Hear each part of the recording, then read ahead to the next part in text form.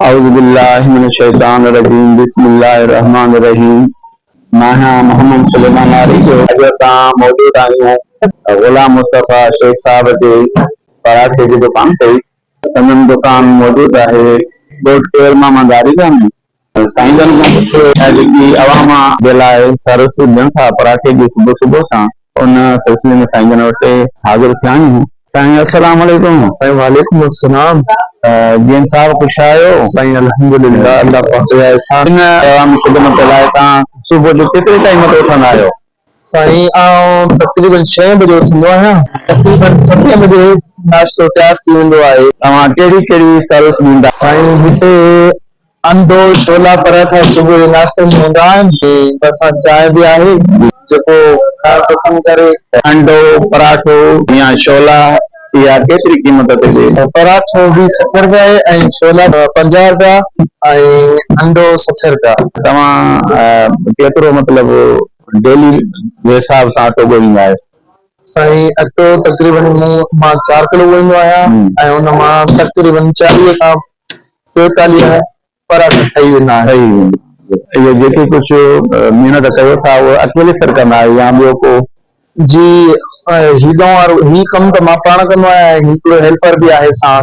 नंढड़ो दोस्त बि आहे तव्हांजो जॻह ते। अच्छा सर, हिन दौरान भला इहो को कमु करणु चाहे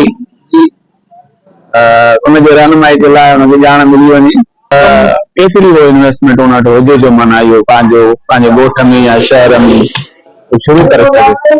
साईं इन्वेस्टमेंट तक़रीबन 20,000 हुअणु घुरिजनि, छाजे करे जो तओ बि आहे, हिन में टेबल बि आहे ऐं ॿियो थोरो घणो सामान बि आहे। तक़रीबन 20,000 हुजनि त कमु शुरू करे वञे। अच्छा, हिननि 20,000 खां अलावा उहो पाण खे छा अचणु खपे हिन फील्ड में? साईं सिखणु खपे या बग़ैर सिखण जे बि कमु करे सघे थो? बिल्कुलु पहिरियां पाण खे सिखणो पवंदो साईं। अच्छा अच्छा, तव्हां कीअं सिखियो? जॾहिं सिखण जी ॻाल्हि अचे तव्हां कीअं सिखियो सर? साईं मां जॾहिं हिकु कारीगर रखियो हुयो त मां उन वटां ई सिखियो हुयो। अच्छा, तव्हां जेकर हुनजो नालो चओ त बहितर थींदो। जी जी, उस्ताद अब्दुल मजीद सेठ जन वटां सिखियो हुयो मूं।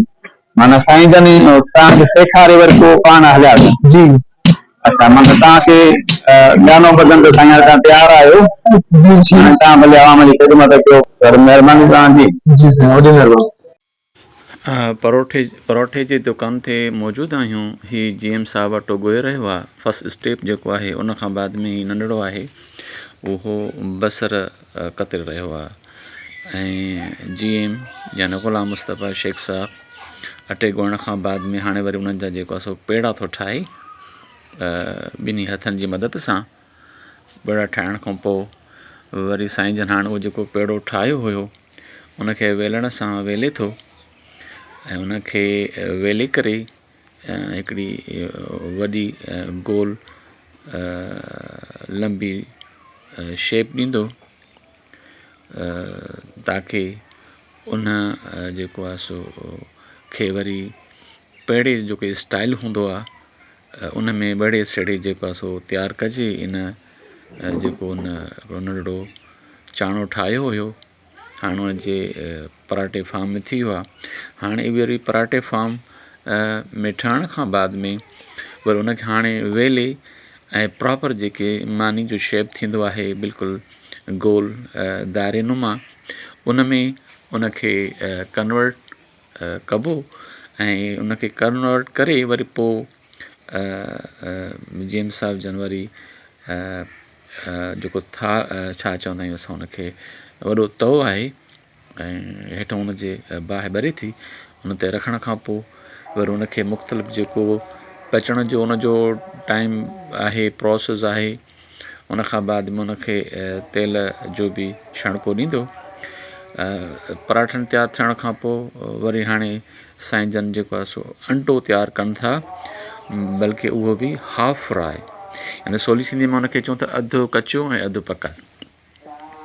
अंडे तयारु थियण खां बाद में उन्हनि खे प्लेटुनि में सजाए करे अंडे खे ऐं मुख़्तलिफ़ जेके ॿिए उनखे वधीक टेस्टी बणाइण जे लाइ मिर्च मसाला ऐं कुटियल कारा मिर्च उन्हनि मथां बुरके ऐं प्लेट ते सजाए ऐं हाणे वरी पराठो अलॻि पिंडीअ ते ऐं प्लस में प्लेटूं खणी करे जेके कस्टमर्स आहिनि ग्राहक आहिनि उन्हनि जे साम्हूं रखिया विया आहिनि ऐं तमामु महिनत खां पोइ जेको सुठो पराठो तयारु थी वियो आहे। ऐं उन खां अलावा हीअ बि स्टाइल हूंदो आहे। हाणे ही लोकेशन आहे, व्यू आहे उन दुकान जो जेको ॻोठ ख़ैर मोहम्मद आरिजा में मौजूदु आहे, जंहिंजो प्रोपराइटर आहे GM शेख। संदन नंबर बि ॼाणायल आहे। ही फूड पॉइंट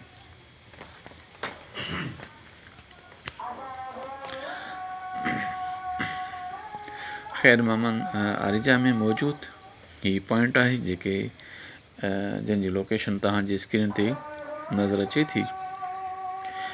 मुख़्तलिफ़ नसियत भरा शेर उन जेको दुकानु आहे उन जे दीवारुनि ते लिखियल आहिनि ऐं ही आया आहिनि, कुझु खाई विया आहिनि पंहिंजो नाश्तो ऐं कुझु ई आया आहिनि नाश्ते करण जे लाइ। सो ही हिन दुकान जो अंदरियों लुक आहे, व्यू आहे, जिन खे सर्व कयो वेंदो आहे।